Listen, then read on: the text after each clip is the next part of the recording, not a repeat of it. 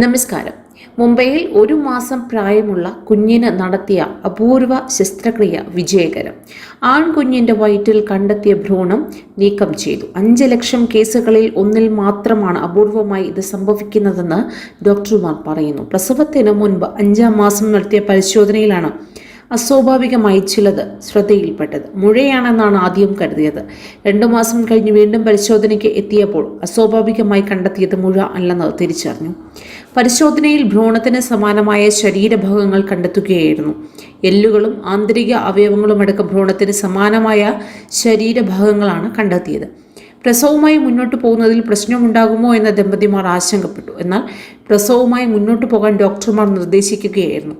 പ്രസവത്തിന് ശേഷം മാത്രമേ എന്തെങ്കിലും ചെയ്യാൻ സാധിക്കൂ എന്നായിരുന്നു ഡോക്ടർമാരുടെ ഉപദേശം. യാതൊരുവിധ സങ്കീർണതകളും ഇല്ലാതെയാണ് യുവതി പ്രസവിച്ചത്. തുടർന്ന് വിവിധ ഡോക്ടർമാരുടെ നിർദ്ദേശത്തിൻ്റെ അടിസ്ഥാനത്തിൽ മഹാലക്ഷ്മിയിലെ നാരായണ ഹെൽത്ത് SRCC കുട്ടികളുടെ ആശുപത്രിയിൽ ചികിത്സയ്ക്കായി എത്തി. കുഞ്ഞിൻ്റെ വയറ്റിൽ നിന്ന് ഭ്രൂണം നീക്കം ചെയ്യണമെന്നാണ് ഡോക്ടർമാർ പ്രധാനമായി നിർദ്ദേശിച്ചത്.